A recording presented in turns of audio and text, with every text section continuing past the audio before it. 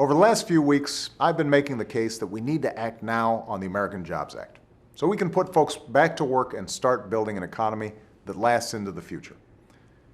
Education is an essential part of this economic agenda. It is an undeniable fact that countries who out-educate us today will outcompete us tomorrow. Businesses will hire wherever the highly skilled and highly trained workers are located.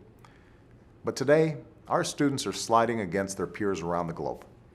Today, our kids trail too many other countries in math and science and reading. As many as a quarter of our students aren't even finishing high school, and we've fallen to 16th in the proportion of our young people with a college degree, even though we know that 60% of new jobs in the coming decade will require more than a high school diploma. What this means is that if we're serious about building an economy that lasts, an economy in which hard work pays off with the opportunity for solid middle-class jobs, we had better be serious about education. We have to pick up our game and raise our standards. As a nation, we have an obligation to make sure that all children have the resources they need to learn: quality schools, good teachers, the latest textbooks, and the right technology. That's why the jobs bill I sent to Congress would put tens of thousands of teachers back to work across the country and modernize at least 35,000 schools. That's why Congress should pass that bill right now. But money alone won't solve our education problems. We also need reform. We need to make sure that every classroom is a place of high expectations and high performance.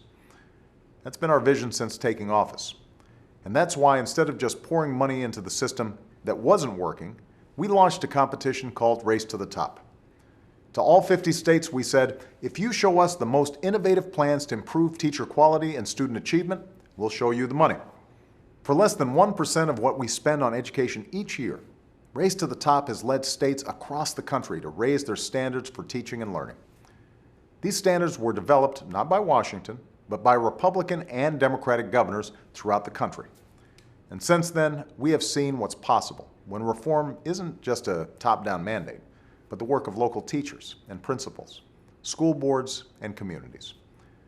That's why in my State of the Union address this year, I said to Congress, you need to reform the No Child Left Behind law based on the same principles that have guided Race to the Top. While the goals behind No Child Left Behind were admirable, experience has taught us that the law had some serious flaws that are hurting our children instead of helping them. Teachers are being forced to teach to the test, while subjects like history and science are being squeezed out. And in order to avoid having their schools labeled as failures, some states lowered their standards in a race to the bottom. These problems have been obvious to parents and educators all over this country for years. But for years, Congress has failed to fix them. So now, I will. Our kids only get one shot at a decent education, and they can't afford to wait any longer. So yesterday, I announced that we'll be giving states more flexibility to meet high standards for teaching and learning. It's time for us to let states and schools and teachers come up with innovative ways to give our children the skills they need to compete for the jobs of the future. This will make a huge difference in the lives of students all across the country.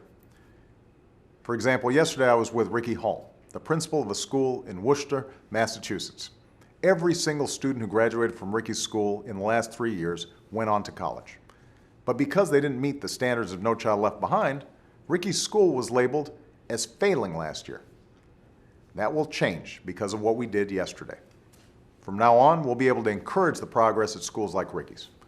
From now on, people like John Becker, who teaches at one of the highest performing middle schools in DC, will be able to focus on teaching his fourth graders math in ways that improves their performance instead of just teaching to a test.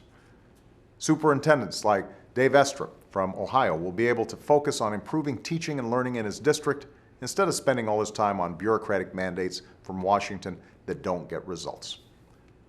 This isn't just the right thing to do for our kids. It's the right thing to do for our country and our future. It's time to put our teachers back on the job. It's time to rebuild and modernize our schools.